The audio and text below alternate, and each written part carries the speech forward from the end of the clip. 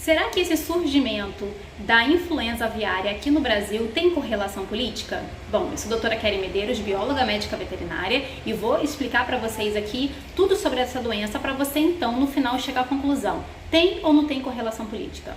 Gente, a influenza aviária, ela é uma doença realmente real, né? Ela já existe há muito tempo, ela não começou agora, ela aconteceu agora aqui no Brasil, mas ela já é uma preocupação mundialmente falando. Por exemplo, em 2021, entre 2021 e 2022, a França matou 16 milhões de aves de corte por risco de influenza aviária. Quando um plantel de produção de aves é acometido por esse vírus, ele obrigatoriamente necessita abater todas as aves por se tratar de uma doença com um potencial zoonótico, ou seja, pode passar para nós seres humanos. Então, Kelly, a influenza aviária ela pode ser muito grave, ela é muito grave?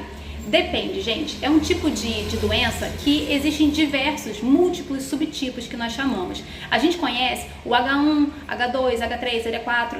Isso aí, o nome desse tipo de denominação, falando assim, vulgarmente falando, é hemaglutinina, que pode ser do sorotipo 1 ao 16, ou seja, do H1 até o 16.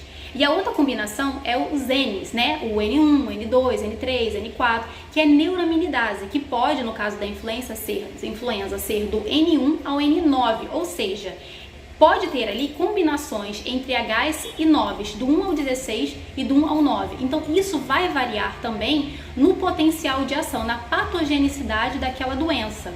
Conseguiram entender? Então, assim, isso varia muito, de ser muito grave, de ser menos grave. E, claro, tratando-se de uma doença com potencial zoonótico, nós não podemos esquecer da evolução, né, da mutação. Isso é perigoso. Toda doença, todo vírus pode mutar. E um vírus que de repente não fazia mal, ele pode mutar para começar a fazer mal. Ou um vírus que fazia muito mal, ele pode mutar e passar a não fazer mal, entende? Então, o que nós precisamos fazer é cercar, isolar esse vírus, não deixar ele se propagar, que é o que a medicina veterinária do mundo já faz com a influenza aviária e tantas outras doenças, porque, gente, às vezes as pessoas não têm muita noção, mas o consumo de carne, o consumo de ovos, ele tem que ser rigorosamente controlado, porque ali podem sim passar muitas doenças gravíssimas.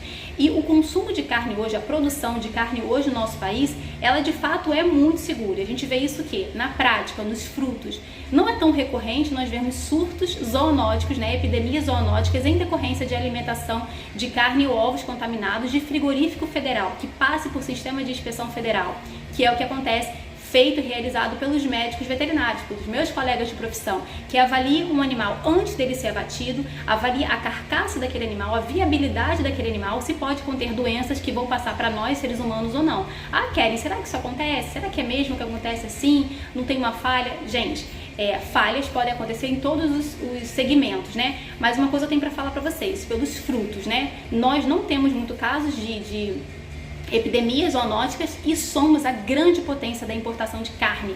Então, não só para a nossa população, mas pela nossa relação com o comércio exterior, o nosso abate, né, dos animais, realmente ele é muito rigoroso.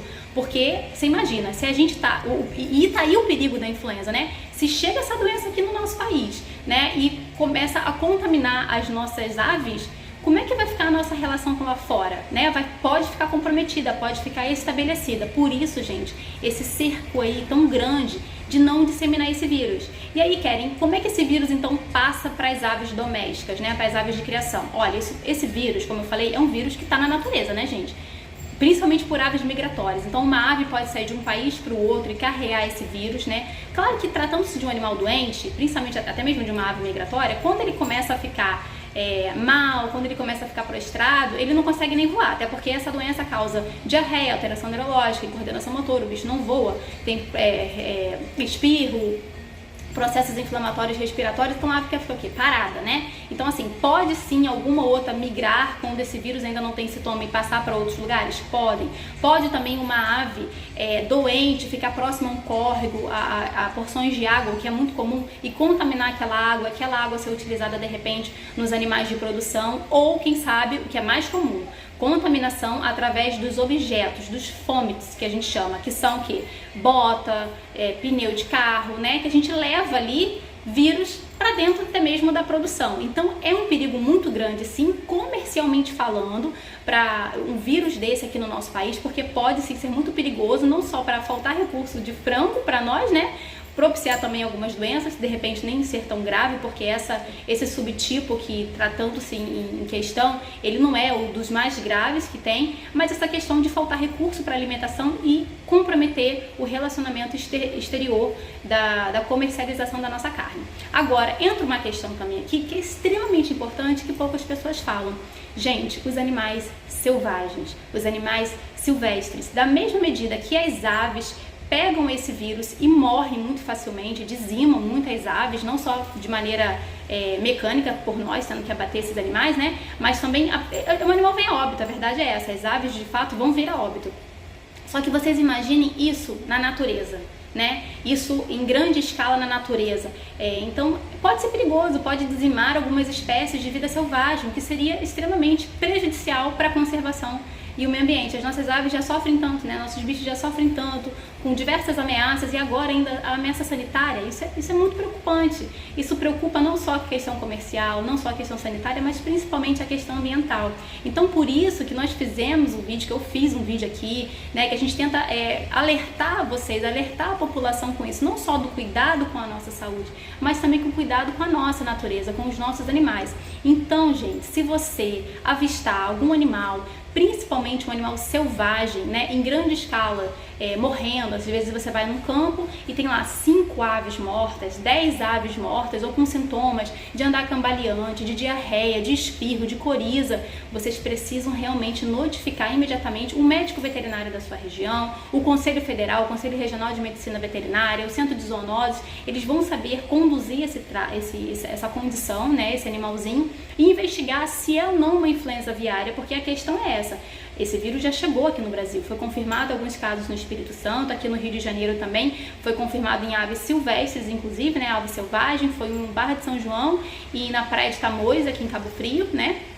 Então, assim, isso é muito comum, inclusive, de disseminar com aves migratórias, tá, gente? O índice de morte é muito grande nas aves migratórias, também nas aves de rapina. Então, assim, a preocupação é essa. Se você vê um animal desse no chão, passando mal, não se aproxima, tá? Ou quem sabe for a sua ave que teve contato, que tem contato ali próximo a córregos de água, ou que possa vir aves migratórias próximos aos seus animais domésticos, isolem, não deixa, nesse momento principalmente, eles terem contato com animais selvagens, porque assim, pode ter uma transmissão ali, principalmente você que tem granja em casa, aquelas criações comerciais, né?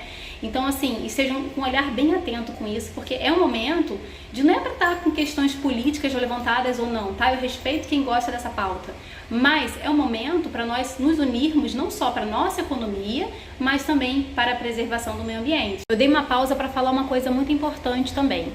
Não pense em hipótese alguma que a solução para erradicar esse vírus aqui no nosso país, para assumir com esse vírus aqui, é acabando com os animais silvestres e selvagens. Não nos dá o direito algum disso acontecer, de nós fazermos e praticarmos isso com os animais, porque eles são tão vítimas, na verdade, eles são muito mais vítimas do que nós. E a contaminação, a disseminação entre as aves de produção, as aves de corte que a gente se alimenta, não é exclusivamente pelas aves selvagens, não.